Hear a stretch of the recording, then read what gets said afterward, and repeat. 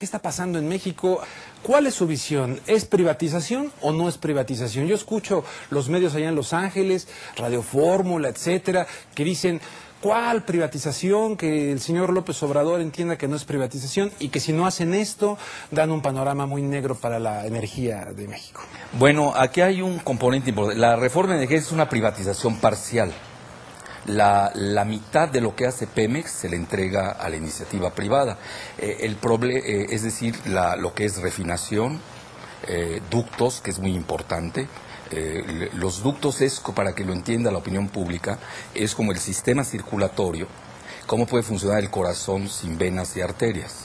Entonces, los ductos incluso, hay la guerra de los ductos en Eurasia. Es decir, los ductos es un elemento de la más alta geoestrategia. Todo lo que es el Cáucaso, Asia Central. Afganistán siempre ha estado en ese escenario. Entonces, entregar los ductos es entregar la seguridad nacional. Eso es muy peligroso, porque además la empresa privada en México no tiene la capacidad ni el know-how para, primero, construirlas y, seguro, cuidarlos. Pero eso es lo que ellos dicen, justamente, que por eso están invitando a la inversión extranjera, etcétera. No, yo hablo de la empresa extranjera. Bueno, y ellos van a invitar, a su vez, a la empresa extranjera a que hagan las labores, por eso pueden hacer esa labor de triangulación. Entonces es muy peligroso en ese sentido. Bueno, eso de que está quebrada Pemex, bueno, pues yo no entiendo como una empresa que deja el 10% del PIB, del Producto Interno Bruto, esté quebrada. Dejó 104,000 millones de dólares el año pasado. Es decir, 80,000 millones de dólares libres de ganancia y antes de impuestos, que obviamente se lo lleva todo. O sea, este diagnóstico reciente de Reyes. Pero no hay diagnóstico. ¿Y cómo se llama, Georgina? No hay diagnóstico. Ese que vieron, que dijeron. Ellos están dando un tratamiento neoliberal sin el paciente. Si no hay, además, los diagnósticos se pueden equivocar. ¿Qué garantía hay de que ellos hagan buenos diagnósticos? Además, son los mismos fracasados de hace 25 años los que hoy nos están proponiendo una nueva reforma, que además va en el plan del negocio, y ahorita me elaboro esta situación. ¿Quiénes son los 25 años de fracasados? Estamos hablando de La Bastida Ochoa, es el presidente del Comité de Energía del Senado, ya fue secretario del Patrimonio Nacional, que en ese entonces se llamaba la Secretaría de Energía, con Miguel de la Madrid. Gamboa Patrón fue el secretario particular de Miguel de la Madrid hace 25 años, y hoy es el líder camaral del PRI. Reyes Heroles fue secretario de Energía con Zedillo. Telles Quenzler fue hoy secretario de Comunicaciones, es secretario fue secretario de Energía con Zedillo. Es decir, aquí esto es importante señalarlo. Y Muriño Terrazo ya había sido, había entregado, que eso es importante que lo sepa la opinión pública, cuando fue secretario de Energía Calderón con Fox, hizo el contrato más caro en la historia de México y del mundo del gas, o sea, con Repsol. Lo han querido poner en esa situación a propósito, claro, para ponerlo a la venta. Es que es muy sencillo, yo lo resumiría en estos términos. Calderón Hinojosa es impuesto en la presidencia de la República precisamente para esta reforma. Lo que pasa es que la quería todavía más amplia, no lo pueden hacer de frente a la nación, lo hacen en lo oscurito y en forma tangencial, porque hay un rechazo de la opinión pública. El 85% de la opinión pública está en contra. Ellos mismos aceptan que la mitad, que ya es ganancia, la mitad. Pero esto no sale en los medios masivos de comunicación de México, que son totalmente totalitarios. Ni la Unión Soviética llegó a tener los medios tan totalitarios que hoy tenemos en México. Así sí. Peor. Pero lo que quiero llegar yo resumiendo, Calderón Hinojosa, por lo que hemos visto, es el hombre de Repsol y Muriño Terrazo.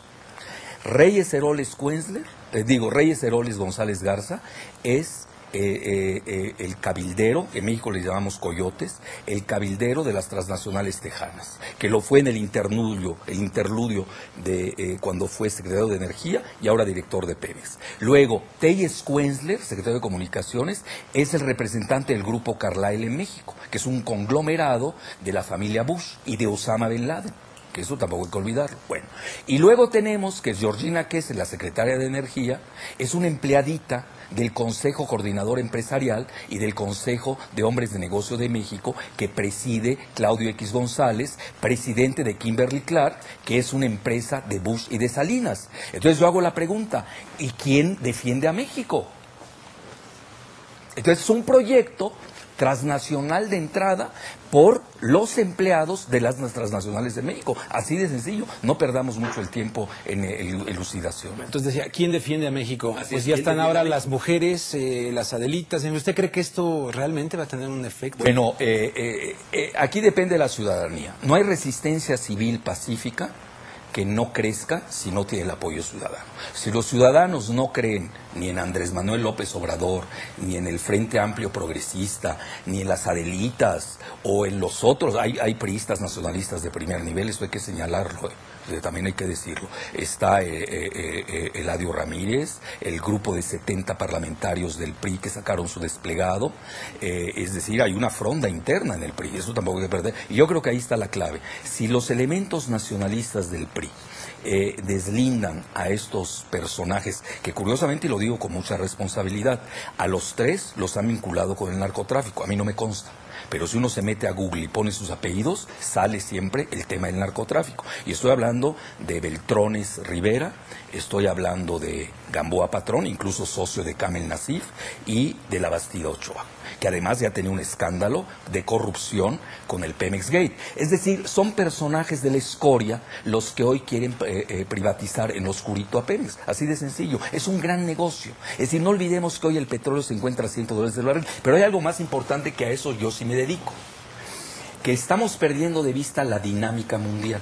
El 90% de las reservas petroleras del mundo está en manos estatales y solamente el 10% ya está en manos privadas de las transnacionales. Y eso lo dice el Financial Times y lo acaba de decir incluso nada menos que Matthew Simmons, que es un banquero de inversiones tejano asociado a los Bush y a Cheney, quien acaba de comentar que las empresas privadas están en vías de liquidación porque ya no tienen reservas. Hoy las empresas cotizan en bolsa gracias a sus inventarios en reservas. ¿En sentido contrario? Así es. México está en la dinámica contraria del mundo, que eso es muy importante señalarlo, porque hoy el mundo está desprivatizándose y está yéndose al renacionalismo. Y hoy Calderón es el último mohicano de este modelo neoliberal, que incluso ya en Londres aceptan que se está acabando. Estamos viendo el retorno del nacionalismo, la quiebra de bancas en Alemania, en Gran Bretaña y en Estados Unidos, bancos que están siendo rescatados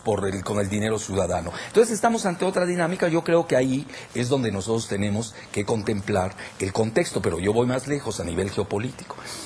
Y esto lo dicen los grandes geoestrategas del mundo. Incluso nos caigan bien o nos caigan mal. El mismo Kissinger, el mismo Brzezinski. Quien controla el petróleo y el agua dominará al mundo.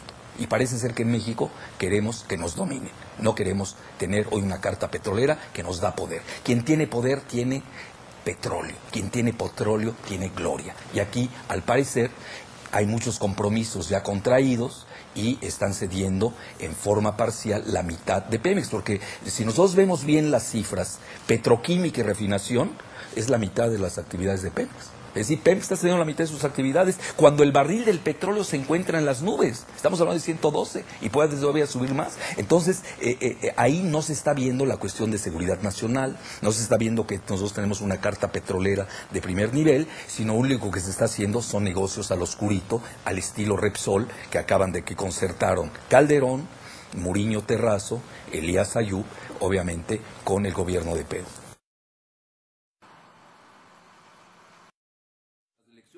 Oiga, todo esto del ASPAN, la iniciativa Mérida, estas cuestiones, ¿cómo dejan a México? Bueno, México cada día se está volviendo una franquicia tejana y gallega, desgraciadamente. Con el ASPAN, de facto, los Estados Unidos capturan el petróleo del Golfo de México. De ahí que yo he dicho que nosotros tenemos que darles garantías de abastecimiento petrolero a Estados Unidos, que entiendan que si se privatiza Pemex va a haber mayor número de migrantes de Estados Unidos. Si es quienes están propiciando la migración de Estados Unidos es el propio Estados Unidos.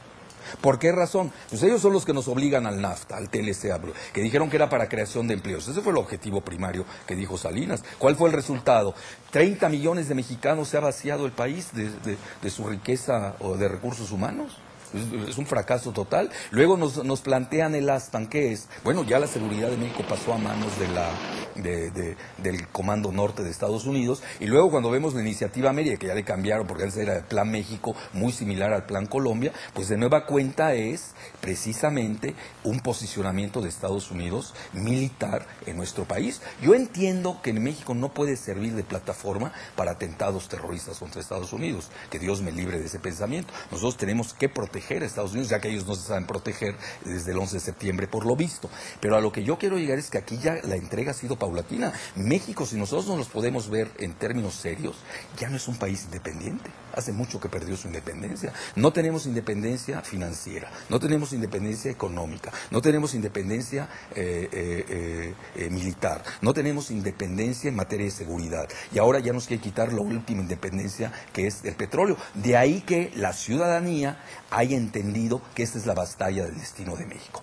Porque nosotros debemos ver el the day after, el día después. ¿Qué será México cuando se haga la privatización parcial? Porque es el inicio, incluso la bursatilización con esos famosos bonos. ¿Qué va a ser de México ese día después? Pues va a ser, los términos de libre, soberano, independiente estarán eviscerados de todo significado. Y va a ser una vulgar franquicia tejana y gallega. Cesará de ser un país. Lo último que nos está dando resguardo de seguridad nacional y un mínimo de soberanía es el petróleo. Si eso también ya la van a empezar, bueno, pues ya se acabó este país.